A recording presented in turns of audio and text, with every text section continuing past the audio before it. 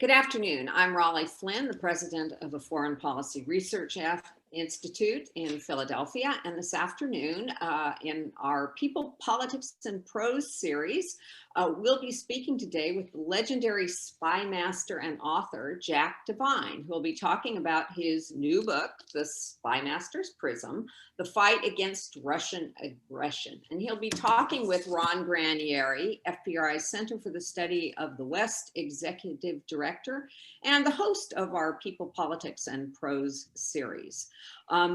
Ron Granieri, whom many of you know, is a specialist in contemporary German and international history, and he has degrees from Harvard and the University of Chicago. He's also a professor of history at the U.S. Army War College, which is why we have to do the obligatory disclaimer that Ron's comments here do not necessarily reflect the opinions of the Army War College, the U.S. Army, or the Department of Defense. This afternoon, as usual, we'll be going to questions, so I encourage you to put them in the Q&A box at the bottom of your screen, not the chat, ideally the Q&A, although I know Ron also checks the chat, but we like you to put them in the Q&A. We'd also like to thank our sponsors and board members and members who are on the call. If you're not in one of those categories, we also want to remind you that even though these events are free to you, they are not free to us. So we encourage you, if you're not a member, to become a member. Without further ado, I'm going to turn it over to Ron. Take it away. Thank you, Raleigh, and thanks everybody for joining us. Welcome, ladies and gentlemen, to the latest episode of People, Politics, and Prose, FPRI's conversations with authors about their works, their careers, and the ideas that drive them. I'm Ron Granieri, and I'm delighted that you can join us today. Gentlemen do not read each other's mail, according to former Secretary of State Henry Stimson. Maybe not, but governments do, as Stimson himself realized over the course of his career. Intelligence work has been an essential aspect of international affairs for centuries. More than 2 millennia ago, Sun Tzu reminded readers of the art of war that raising armies is expensive and socially disruptive, and it requires careful preparation. Quote, "What enables the wise sovereign and the good general to strike and conquer," Sun Tzu wrote, "is foreknowledge, which cannot be elicited from spirits or obtained inductively from experience, nor from any deductive calculation. Knowledge of the enemy can only be obtained from other men, that is, from spies." In his new book, Spymaster's Prism, The Fight Against Russian Aggression, Jack Devine draws on his experiences as a CIA spymaster to discuss the history of American intelligence work, and especially the particular nature of our competition with Russia, both during and after the Cold War. Organized around 13 lessons, Devine concludes that the end of the Cold War, far from being the end of the intelligence competition, was merely the beginning of a new phase. This phase reached its apogee, perhaps, during the last 2 presidential elections, in which Russian formal and informal intelligence operations aimed to influence American public opinion and may have shaped the course of American political life. Devine encourages his readers to keep their guard up and to realize how important effective intelligence work will remain for American security. This is no simple task, because free societies, by their very nature, are vulnerable to external actions because we already disagree enough among ourselves to provide openings for an adversary. As Devine himself writes, perhaps most ironically, when partisan bickering interferes with initiatives to mount an effective defense against Russian interference, it helps fulfill the most ambitious of Russia's presumed objectives, namely, to sow doubt about the integrity of our elections, our institutions, and our democracy. So with all that in mind, what does it mean to look at the world through a spymaster's prism? What role does the intelligence world play in our contemporary politics? How should our understanding of that role shape our understanding of our republic and its relations with Moscow? These questions and yours will guide us in discussion today with our guest, Jack Devine, who is a founding partner and president of the Arkin Group, LLC, which specializes in international crisis management, strategic intelligence, investigative research, and business problem solving. a 32-year veteran of the Central Intelligence Agency. Mr. Devine served as both acting director and associate director of CIA's operations outside the United States from 1993 to 95, where he had supervisory authority over thousands of CIA employees involved in sensitive missions throughout the world. In addition, he served as chief of the Latin American division from 1992 to 1993 and was the principal manager of the CIA's sensitive projects in Latin America. We are delighted to have him with us today to talk about his book. Welcome, Jack Devine. Well, thank you very much, Ron. It was a great introduction. I think some of the issues you keyed up at the beginning we'll pursue further, but there were great themes for talking about the intelligence community. You bet. Well, it's great to have you here. So I want to start with a basic question. So how did this book come to be? Why did you decide? It's part memoir, part history, part current political analysis. It's an interesting combo. Well, I never set out to write books. When you're the CIA, I was undercover. In fact, I remember when I first came to New York City, I had actually lifted my cover. They took me out from cover when I was the head of worldwide operations. And it didn't make any sense to me, but they put me back under when I went to the final assignment abroad. And we can't talk about that one. And that's another special story. But it's very hard to say I worked in the CIA. It may not seem like it is to you, but if you're undercover, it's an awkward moment. But I went to a dentist in New York, I chipped a tooth, and he said, well, what do you do? So I always told people I work for the U.S. government. So they assumed I was either with the post office or Department of Transportation and so on. And he said, no, what do you really do? So I said, well, I used to work at CIA. And he said, oh, that's terrific. That's what I tell everybody. Mm-hmm. Because if I tell them I'm a dentist, they want to fix the molar and this and that and the other. So I said, if Stan can say that he is a CIA agent, maybe it's time that I loosen up a little bit. But I started at that low basis. And then there was an article written about Chile and Allende, and I was there during that time frame. And the CIA called and said, look, they're going to write a story, and it'd be nice if somebody that was there felt they could talk about it. And we're not asking you to do it, but it'd be nice. So I did, and it became, if you look over my shoulder, there's an op-ed that was written, about the Allende overthrow. And after that, I've been associated publicly with CIA, Allende, the war against the Russians in Afghanistan, and so many of the Iran-Contra. I've got my fingerprints on an awful lot of things because I got into the public domain. But to your question of writing a book, it was again a fluke. A friend of mine said, you ought to chronicle something. Oh, that's a great idea. I also got tired of hearing other people talk about events I was in the middle of, and find out that they really were off base. One of them is Charlie Wilson's War, and I knew Charlie really, really well. We traveled. It wasn't his war. So at a certain point, I thought, well, maybe I tell my version of it, and maybe once it's in writing, they can't get rid of it, right? So that was a driving factor, but it wasn't a conscious plan. So I wrote the first book, and I had so much pleasure in reaching out to people and explaining CIA and seeing where there was gaps in our understanding. Now that my wife finally figured out what I did, at least half of my career that was public, the covert action part. And then I enjoyed it so much, I decided to write on the second. But there are issues involved in both books. The first one is about the use of covert action and what's the restraint. The other one is really focused on the espionage side, and my real concern that we don't have Russia in exactly the perspective that I think we should. So writing the books, we're driven by, I'm a teacher. Actually, I taught in the Philadelphia area. I'm a Philadelphia guy, and so I couldn't get the teaching part out, and maybe it's egocentric, but I felt I had something to say about an organization that not well understood. And then I found the first book very helpful in examining myself. Now, you've written books and others have. When you write a book and you're involved, and I put myself in to be the voice. It's only part memoir in the sense that I hope my life is bigger than what's in the book. But I put myself in so there's a voice talking to the reader. But I found the great joy in looking at yourself and the role and things that happen, and you begin to see that there's a pattern to your professional life.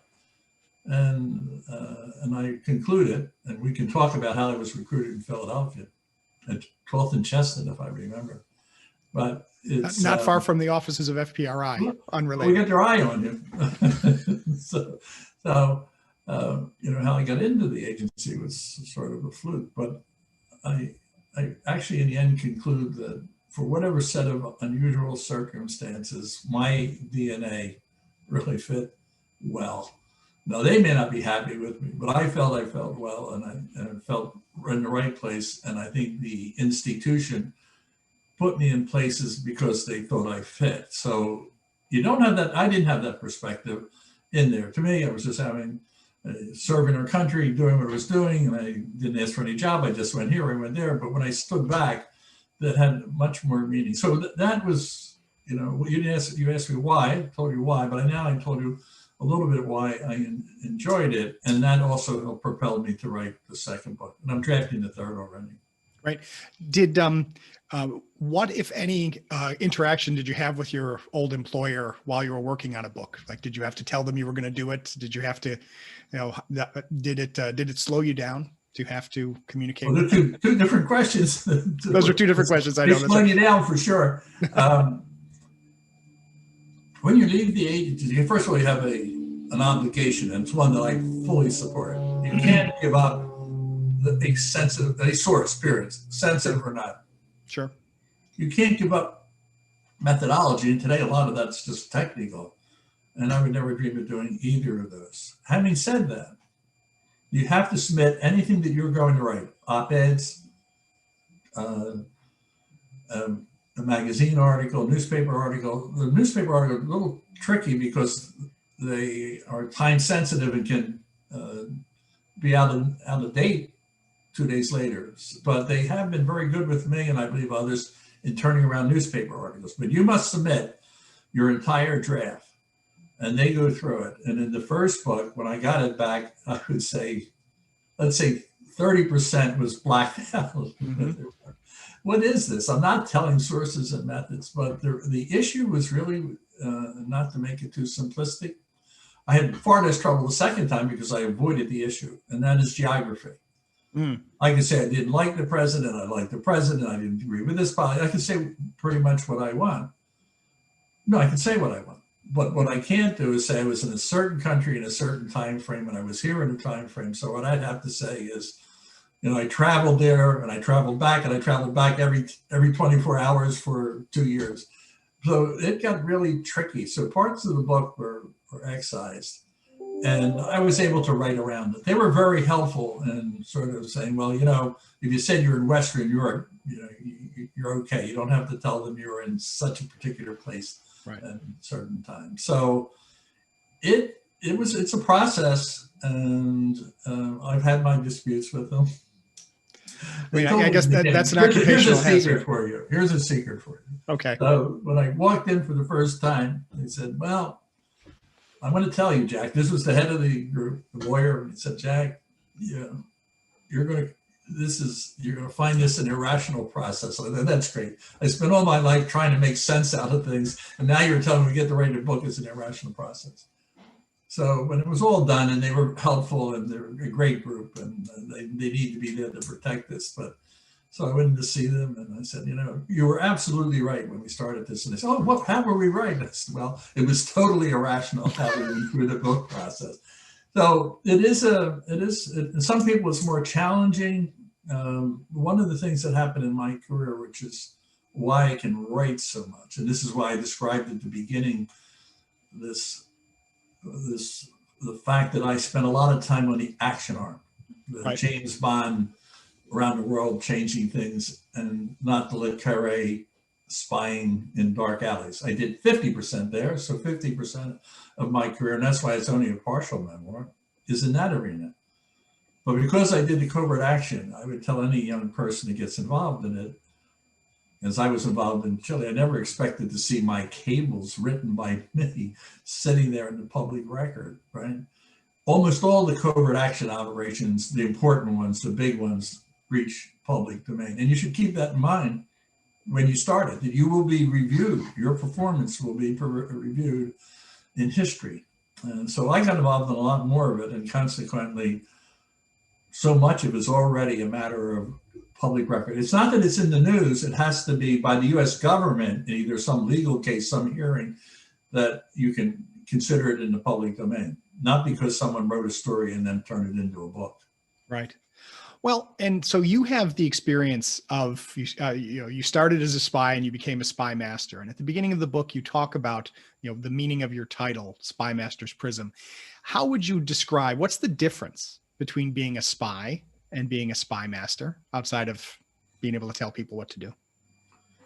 Yeah, I mean, these are terminology. It's terminology, by the way, that is never used inside CIA. There are no spies. They're agents. And now it gets really confused because the FBI officers, the people that are wear the FBI badge, they're agents. The CIA people, we got elegant language. We're intelligence officers, right? But we're not agents. Not agents, right? But in order to communicate with the world, you need to define these, and it's become part of the public discussion.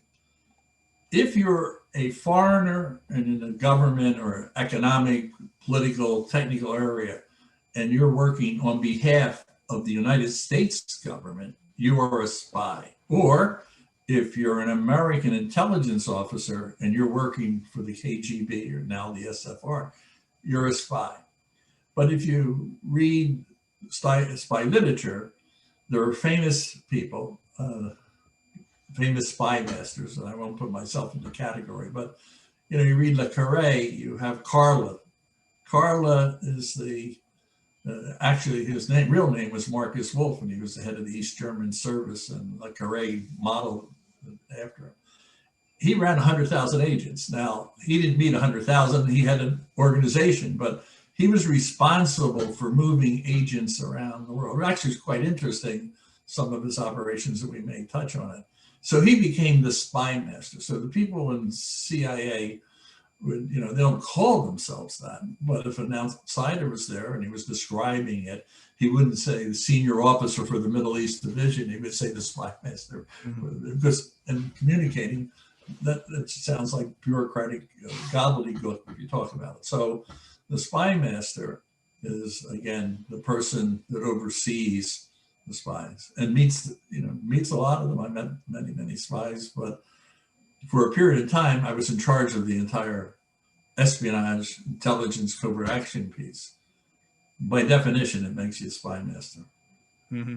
Well, and so this is what I was curious about is as the spy master, as someone who is running operations or is considering dealing with individuals who choose to spy, especially you have several sections in the book where you talk about recruiting spies and the paradox of recruiting somebody to betray their country's secrets to you, but hoping that they are honest enough in their betrayal that what they're telling you is the truth.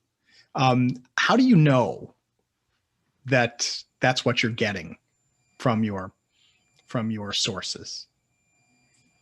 There are various disciplines.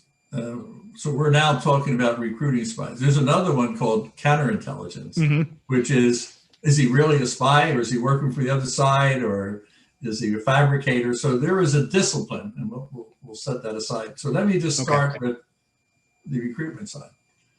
And I thought we had a huge advantage over the Russians during the Cold War. And it was on two fronts.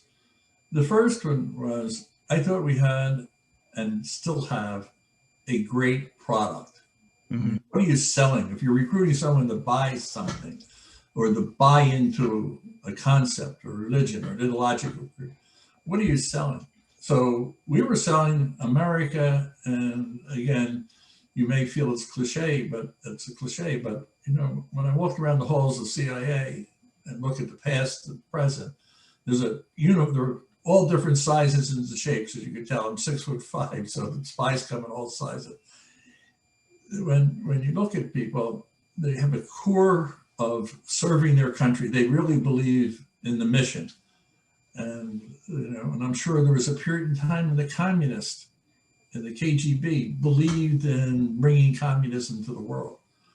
But during the Cold War, very few people. I mean, there was a period in the 30s that communism was a selling product, maybe during World War II, but by the 60s and 70s, it was you didn't want to have to sell it. You know, it's like a product that was stale. Here's a loaf of bread over here. It was good last month, but now it's hard as a rock. It was a tough product to sell. America remains, because it is a country where you can come here with nothing and go to the very top of the, over and over again in private sector. And as I've often said, I come back from a foreign country and almost the first thing I end up in is a taxi cab, and they're all the same, no matter which city. They immediately attack the president or the mayor and they criticize, and I'm sitting in the back laughing. It doesn't matter whether they're right or left. What a country where you can sit there and not even think about the next corner, a cop's going to pull you out and take you away and no one will ever see you again. So there is a real product we had. And I thought selling communism was a hard thing. And because of that, much of the free world and even the neutral world during the Cold War identified with us. They really didn't want to buy in and turn, when India was neutral. Today it's a strong ally. It was never really neutral. It wasn't. So the Russians were not aiding abroad. It was a hostile world once you left the Soviet Union. It was hostile. So we had the great force multiplier of local relationships and police and government that really made us strong and still strong in taking a relatively small government agency. CIA is small when you compare it to many of the other agencies, but it has great reach because of the relationships it's built up. And they would all go away if we were a hostile country or one that represented an autocratic government. Your ability to sell would be strictly transactional, money. And that actually gets to an interesting point that I wanted to go to. And then we've already gotten a very good question from outside, but I want to ask you this one first. And that is, I understand the point that the advantage the United States has is the story that we're selling, where it can be very attractive to the rest of the world. And yet many people in the security business, not just in CIA, but in the defense industry or in the Defense Department, in the military, they will sometimes bristle at the idea that, or they will struggle with the thought that autocratic regimes have an easier time making policy because they're not constantly being interrupted or contradicted by the public or by a press that wants to know things. And it creates this interesting dynamic. Interesting is the best word I can think of, where, agencies that are responsible for protecting a free society are also required to keep secrets from that free society. And how does a conscientious spymaster for a democratic society do the things that are necessary to lead an intelligence operation while also respecting the public's freedom to know and criticize what the government's doing? Well, I thought your introduction was great. This is really a really great question. Yeah. It really gets at the heart of the business. So, because something is easy to get done, doesn't mean it's good. And in it may be tremendous flaws. So you're looking at a spymaster who welcomed the opportunity. Some people are going to call me, take me away, of briefing Congress. You're looking at somebody that really wanted to have a committee meeting before we undertook a covert action operation with State Department president, Justice Department president, and president. So if you look at the flaps, we call them flaps, when something blows up, an operation goes bad, I can tell you what happened. Everybody was well-intentioned. Look, let's just get this done in a hurry. We're going to go push it through, right? And through that process, you don't allow it to be vetted. You don't let it to be challenged because you got true believers executed. And I promise you, it's a failure. And I would say to an autocrat, hey, good show, you're pushing through your policy. But, and this gets to my fundamental disagreement with Putin. I think he's a great tactician, but I think he's got a lousy strategy for his country and for the world. And that is, he's a Cold War, running a Cold War country. That's old fashioned, Vladimir. I mean, Russia would be greater if it joined the West, but is he executing very well? So, I don't buy into the efficiency. Now, should you do it smart, quick, thoughtfully? Does it have to be a bureaucratic drag? No. And you want the agency to maintain this can do, get it done quick. That doesn't mean not coordinated. And as I said, I think I do quote Dick Helmson there. The only thing you can't tell, anything you can't tell Congress, you shouldn't be doing. Right? Mm-hmm. He was the head of, he knows from first experience he got caught in a crossfire because not doing that one time in the Watergate, and it cost him his job. But so the reason we work, well, first of all, when you mentioned early on in your introduction, Americans don't come easy to espionage and secrets. Every time Washington used it, Lincoln, Roosevelt, after the wars, we dissolved it. We never created an intelligence agency until after World War II. I mean, a functioning, existing for now over 75 years as intelligence, because we're uncomfortable. But we were smart enough to put in controls in the executive branch and in Congress. Mm-hmm. And we focused CIA entirely abroad. Mm-hmm. The KGB worked internally and externally. You do external, I promise you, you're going to end up with messy interactions there. And we don't spy on American citizens. One or two exceptions, publicly recognized now. No CIA person is going to get anywhere near it, okay? Right. And it's been 50 years since the last one that I can think of. So that's the difference. If I could, I'm just saying, I don't buy into if the contractors are telling you they want to contract, then they're going to make their money and then disappear. If you're in it for the long haul, whether you're a government or a company, you want it done quickly, but you want oversight. You want it done right. Well, and this feeds into a question here from Jeffrey Allen in the audience. If I could paraphrase it, is often we only find out about intelligence operations when they're failures. And I know that Alan Dulles famously complained that people only know about what we do because of our failures, and we can't trumpet our successes. What do you think? What should agencies do to correct the historical record if they can? Right? Is there a point at which an agency can say, that one thing that you thought just turned out, on its own? Well, actually, we did that. How does an agency manage and how should we think about the role of intelligence agencies in influencing policy outcomes? Or should we just keep quiet and let things happen? So again, another very good substantive question, and that is, they're generally, when they're talking like that, they're talking about, you have covert action.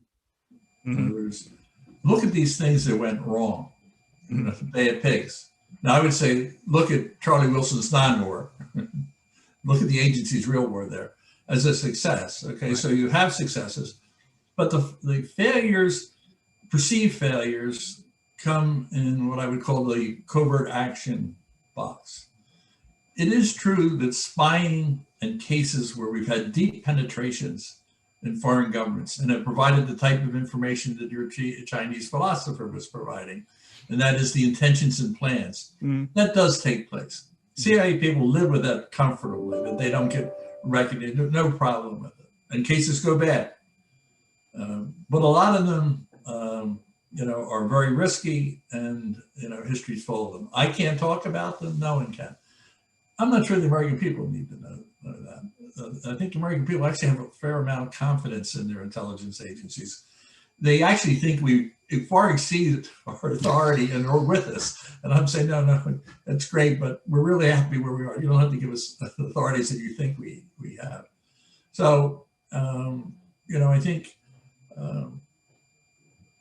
that's important to keep in mind. The ones that go wrong, this is one of the key points that, going to the educator aspect of it. When you get those cases, it's not a CIA problem. It's not that they screwed up. It's that the U.S. policy was something you didn't like. Because every time you see the CIA, there's not one I know of. I know of no flap that was not personally signed by the President of the United States after the mid-70s. Mm-hmm. And from day one in 1947 forward, I don't know a covert operation that the President of the United States did not approve verbally. So you've got to focus on the wrong part. So you say, Guatemala, Iran, and we didn't. They were executed. They were successful. But you have a problem because the president did something you didn't like. You didn't like the policy. So in the case of bad pigs, that was bad covert action, and it violated the principles I lay out in the book on what you do and don't do if you're going to do covert action. So I think that's really important. And most things are now declassified over time. It's amazing for someone like me. The classification is catching up with me, right? But my point is, it's a lot is known, but I don't think CIA people are in it for the recognition. I think they're saddened when they see they're blamed for something that policymakers decided to do. Chile's a good example because the agency did not want to get involved the way it got involved, and the president of the United States said, "Look, you say it's not going to work. I want you to give it a try anyway." Mm-hmm. Mm-hmm. And that's the document. So I think that's understood inside the intelligence community. It's not understood outside. That it's a White House decision. Mm-hmm. Well, and that relationship to policy, this gets at to something I've got a couple of good questions I want to get to in a minute, but also I want to talk about the Russian aspect for a moment, because one of the lessons that you conclude in the book is you say, don't trust the Russians, which I take as both a little bit of overstatement, but is definitely true. And yet you also talk about the specific personality and the specific outlook of Vladimir Putin as the current leader of Russia. And so I am curious, right? Should we understand what Russia is doing today with its efforts at covert action, its efforts to destabilize the West? Is this a function of a particular individual or generation, or is there something that is consistent or enduring in the Russian approach to their relations with the West? Ron, you have a knack of asking really good questions, but you're blending two big questions with.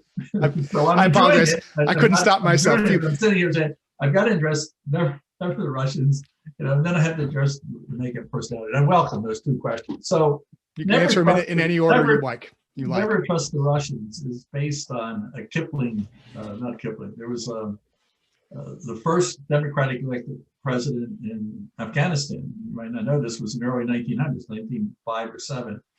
Abu Khan left advice to his son. And he said, my son, whatever, one piece of advice, never trust the Russians. Now remember, they invaded a couple of times.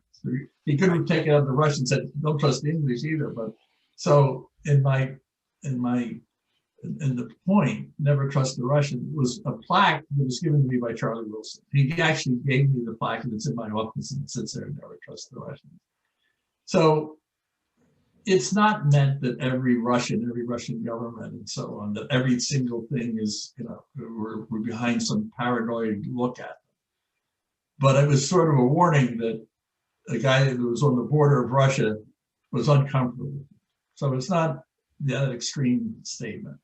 I was really optimistic when the wall came down that there was a moment in time where there should have been a big reset and Russia should have been part of Europe. I believe there should be a reset today. I wouldn't try it if there wasn't some Russian out there we could do business with.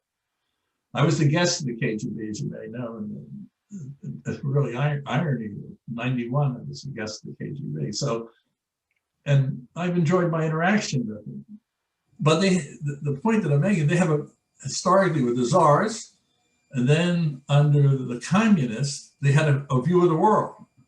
And Putin, now I'm getting to the Putin part, has followed that view of the world. And that's the part that it's not trusting. It's not the character of Russians. There's some great American Russians in all fields of life here. But so we go to Putin, there is a chapter called The Spymaster President. Now, we've had one, and that was George W. Bush, H. Bush, and then you have Vladimir Putin. So in the chapter, the subtitle it has a quote, and it says, "There is no such thing as a former KGB officer, Vladimir Putin." So I would write, "There's no such thing as an ex-CIA guy, Jack Devine." But what I'm really talking about, what he was probably thinking of, is there's a way of looking at things, and it's pretty pragmatic. He's very pragmatic. You evaluate, he's an executor within that pragmatism. But we need to look at his upbringing. He wanted to join the KGB at 17, was turned down because of age. He went in, he was quite successful. He sadly ended up in Dresden. Many of his colleagues ended up in Paris, Washington, DC, Tokyo, and the good life, right? And they were westernized, and the longer they were westernized, the softer they got on communism. But he was in Dresden with Marcus, and I wasn't working with him, but in a period where Marcus Wolf was running the darkest operations that you think of. And the country collapsed and the KGB collapsed. And it was a devastating blow. As a young man, he was never going to let it happen again. He was going to reconstitute it if he had opportunity. He went off into the political world and ended up as the president. Now, I don't want to go through the whole process, but he got there in a short time. And many of the oligarchs and the powers in Russia thought they could handle him. He's a company guy. And it turned out that he was smarter and handled that.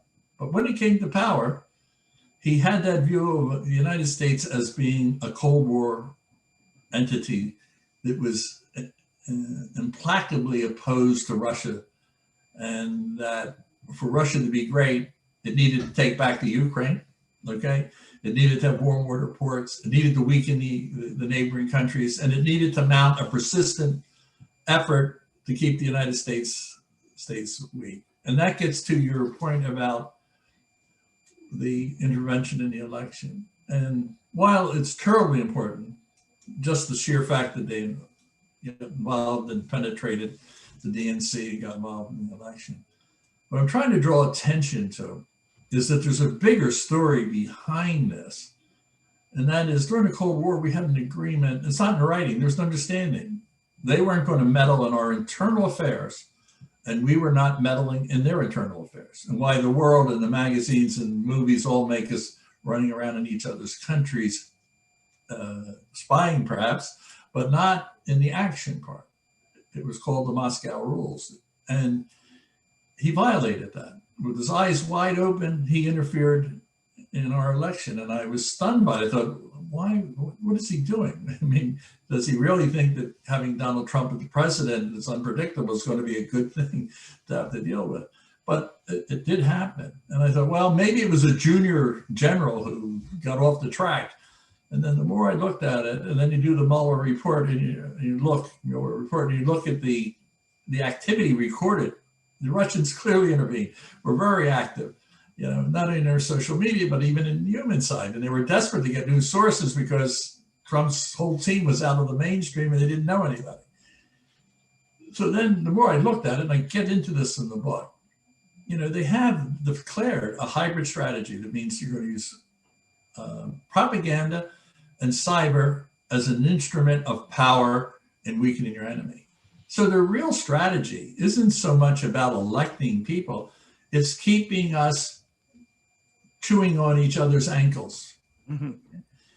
And when you stand back, I think, I don't want to give him full credit because he'd have to get, you know, have to be the greatest spy of all time, Spymaster of all time. If he could have seen what that intervention and the DNC did to our country for the last, you know, several years among the lack of bipartisan fighting over the issues, that he could say, listen, I put the seed out there and I didn't even have to water it.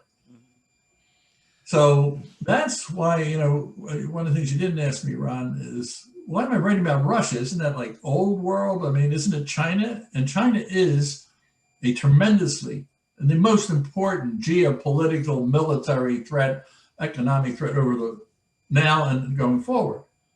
But if you're talking about who's the greatest intelligence threat from a spymaster's perspective, it's who's operating in the United States and meddling, not collecting intelligence in cyber, and Chinese are very active.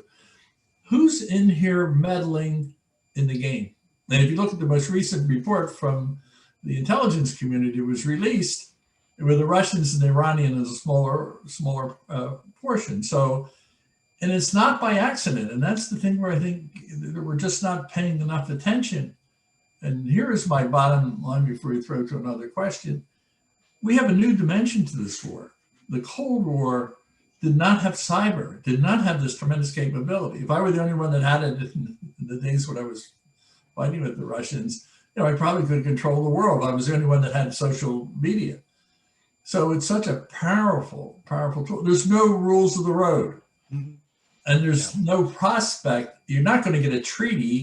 Who can go to the table and say, yes, we're all hacking into everybody's system because everybody's doing everything they can. But there are no rules of the road on what happens, how do you use it? And then there might be acceptance. And I'm not expecting anybody to ever publicly say this. You might be able to say, look, everybody do the best you can collecting, but it cannot be used as and weaponized internally in any country. And I'm not expecting a UN agreement on that, but I do think there's room for us to sit down with the Russians and Chinese. Is this what you're really going to, is that how this next decade is going to look? Right now, as far as I know, there's no rules of the road. And I'm trying to draw attention to that through Spymaster's Prism.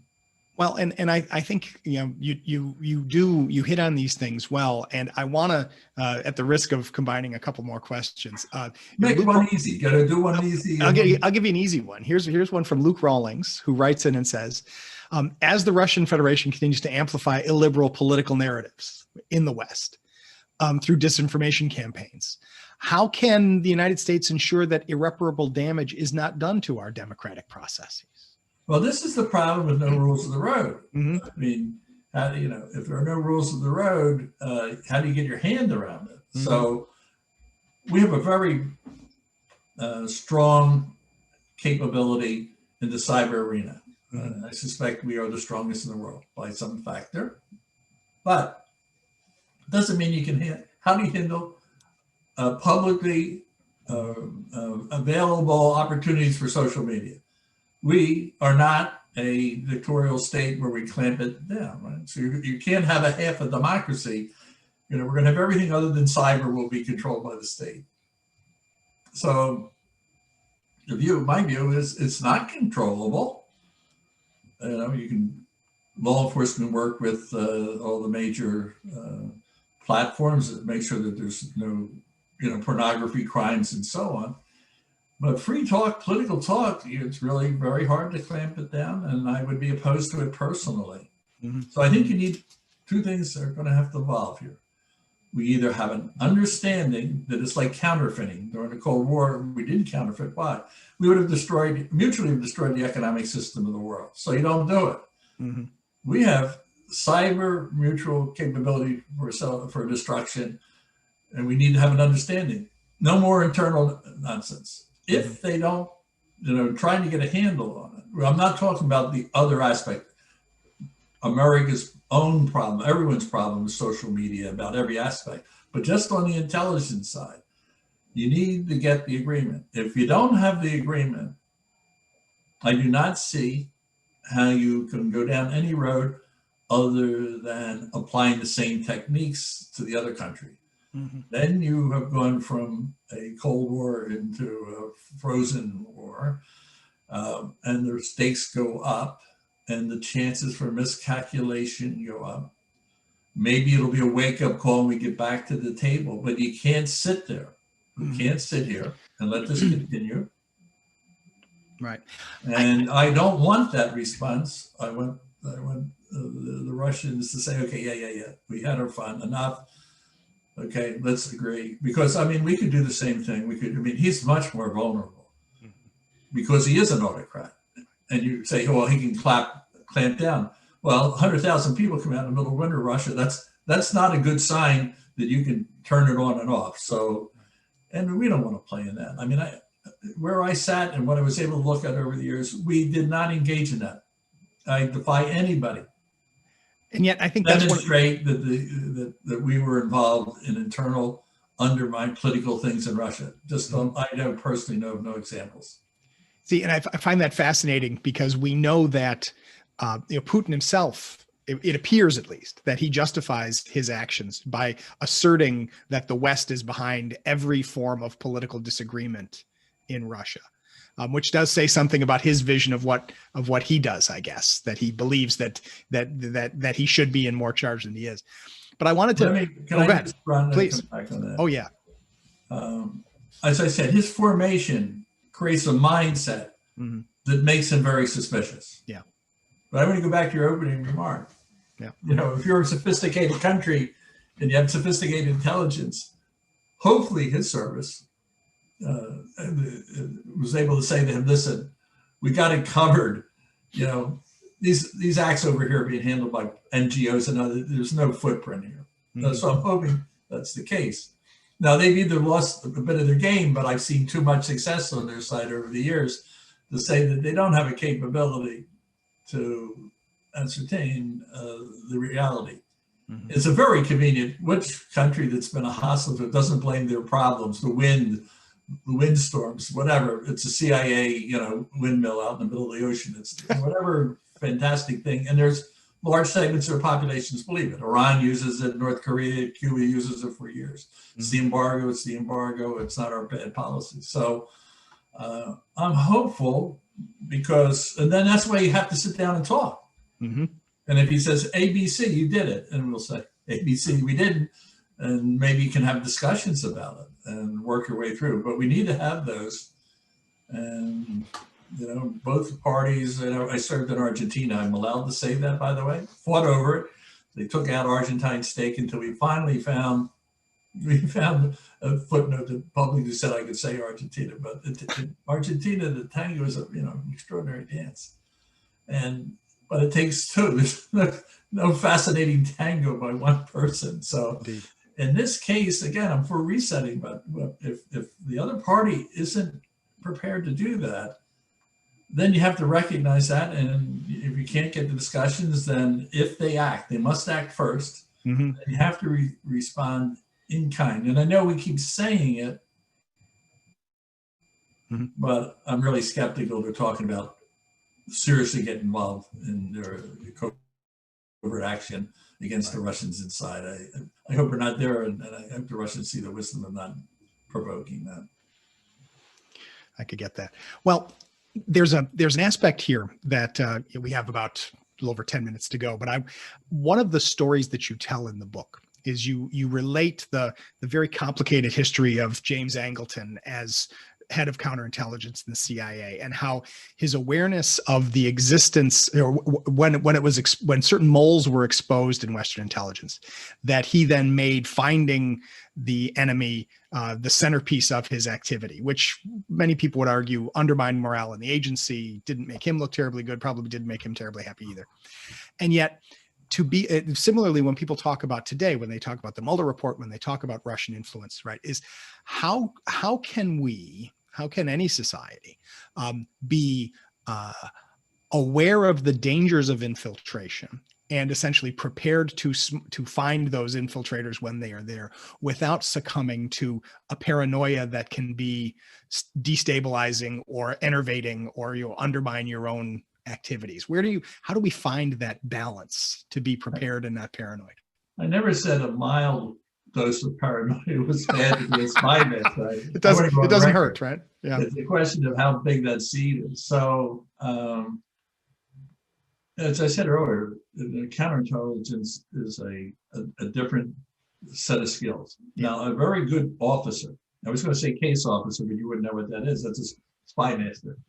So, a case officer, should have foreign intelligence capabilities, covert action, and counterintelligence, being able to look at it. But sometimes it's hard. You're charging and trying to make a case work and collecting information to stand back. So they create a staff that analyzes reporting, tries to compare it, see if it's already in the public domain, and there's a conscientiousness to it. And when you look at all the spy cases, and I knew Rick Ames, I go into the book, and I hunted for Hansen in the FBI.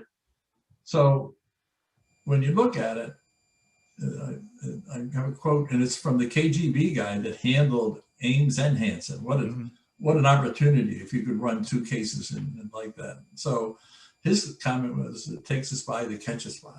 Mm-hmm. In other words, you can put a lot of formulas and you can be checking everybody's mail and spend billions of dollars, but the cheapest way is to get a spy inside the other country's service and says, by the way, you have a problem.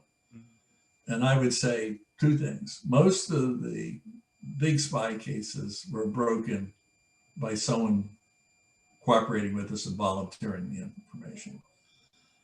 And then the paranoia James Angleton, who was the head of counterintelligence and sort of had a folklore around him of being, working in the dark and so on. He had strong supporters even to this day that he did great things in that arena. I was never comfortable with what I saw as the outcome as a young person, so I'm evaluating it differently. And I know some people's careers were badly damaged by the paranoia. But he was very close to Kim Philby, who is the famous spy of the KGB at the very highest levels of the British intelligence service. He was very likely to become C, the head of the service. And he and Philby had martinis in Washington, and there was a deep betrayal that I think just drove him to, nobody can you trust. And I'm not, I never met Angleton personally, and he came across a Russian defector who was, convinced him that everybody coming out was a bad spy. And there for a period of time, it did become a very oppressive blanket on top of Soviet operations. Now, when Angleton died, he was immediately fired by James Colby because Colby must have run into him and he was fired, gone. And what happened is they dissolved the CI staff. And I was a young person. Why are you dissolving it? We absolutely need it. There's no, but they were so disenchanted with the disease, if you will, of this, everybody's a spy. You need a dose of it. I got to tell you, if you get so relaxed and trust everybody. And the last note I would say is when Ames was caught, and I said, I knew Ames very well. And I was at the time number 2 and then number 1 for a while under when the Ames case came to fruition. And there were some seniors in the building who were not in the operational side were handing out buttons, never again. Everybody's walking around. 90% of people were never again. I said, are you kidding me? Where do you think you work? Western. I mean, it's like, and not only that, at that minute, I knew we were looking for Hansen, who we thought was inside CIA. And only later did we learn he was in FBI. It's like, never again. It's part of the game. If you're going to be in the business, intelligence business, there will be among you traitors. And if you're in State Department or places or White House where you have hands-on with intelligence activities, there's people that want that. And there are people on a different time, because I know we've run out, and that's good because maybe you'll invite me back.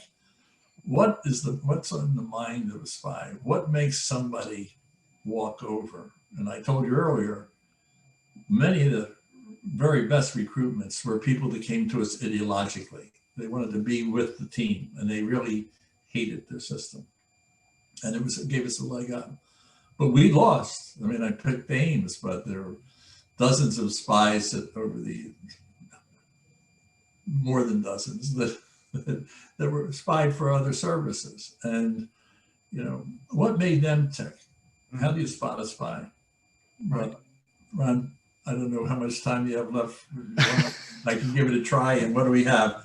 A minute. We got a couple minutes. Well, here's what I want to end with this. I mean, there are a bunch of things potentially to talk about, and I apologize to folks out there if we didn't get to your question, but we hope that you'll track down Jack's book. But to think about this idea about what does it mean to be a spy, especially even in our modern world with all this technology, you clearly believe that human intelligence still matters. And so I'm curious about the mindset of the spy. Lawrence Husick asked this question about how do you spies have the advantage of having knowledge that the public doesn't have, which can create a sense of superiority or distance from the larger society, which I can see can be problematic. But I want to end with you. What is it? How does a spy, or what is it that makes a spy? How they look at the world, how they imagine their relationship to their fellow citizens, right? To be the possessor of secrets is a power and a burden at the same time. How do you deal with that? Now you cheated again. But this time you exceeded earlier performance. You've gotten at least 4 or 5 really big things in here that are the core of the business. So a couple of points I would make. It's when one of the most popular things that I talk about sometimes that people really like is, how do I tell my children that I'm a spy? What you're undercover, right?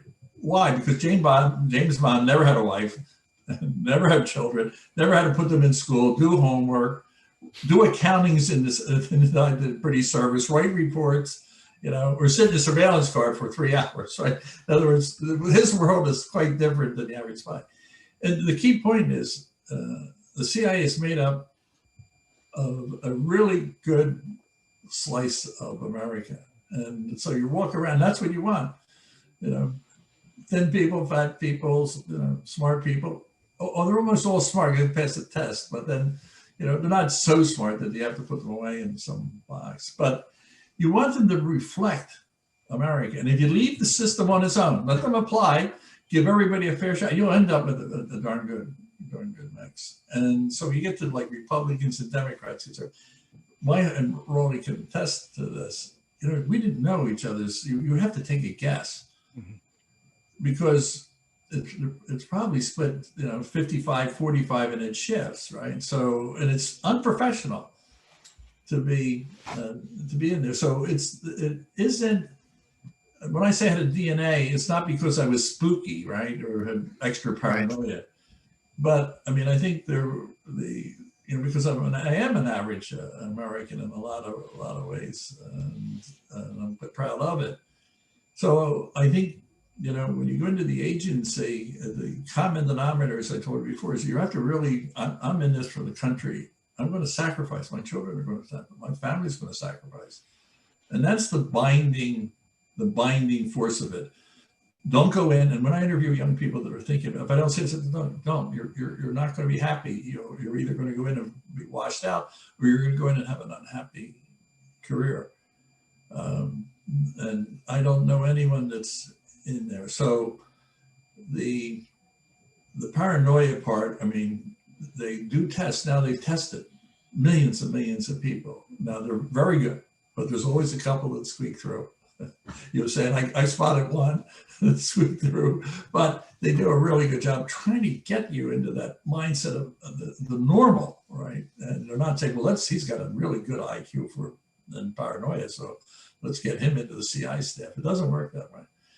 So I think we're Americans, and if there's anything, it's this conviction and belief in that particular organization's mission. They say, oh, I don't understand it, I got an ethical issue. But the one thing that's very interesting, and I'll end on this, inside the CIA, there's a very high ethical standard on behavior. I can count on one hand, and I'm exaggerating how many CIA people ever look me in the eye and lie. They may not have told me the whole story. I can list several there. But because you would be fired, because there's an integrity about information, you represent a risk. So there is a very interesting dichotomy in that inside it's rigorous. Outside, you're supposed to really break other people's laws as long as the Justice Department approves it. So you have this, this dichotomy. So the makeup of a CIA professional is complex, but it really does in many ways represent your American society. You'll know the truth. The truth will set you free, but it does. But knowing all the truth is a challenge, right? But that's the fundamental. That's the mandate of the agency. Yeah, the agency also changes. I should tell you that with America. When I joined, I went to a training class with 60 people, and there were 2 women, and none of them were designated who were on a career path that would take them leadership. Today, 50% of the employees, but you have, and just until very recently, the director and the chief of worldwide operations were women. Chiefs around. So it's America in that regard. And, they had the Old Boys Network when there was such a thing, but today it's and it is a good thing because we need to represent America as it really is. Well, Jack Devine, thank you so much for joining us today. I am sorry that we've used up our whole hour in this conversation, but we talked about a lot of things.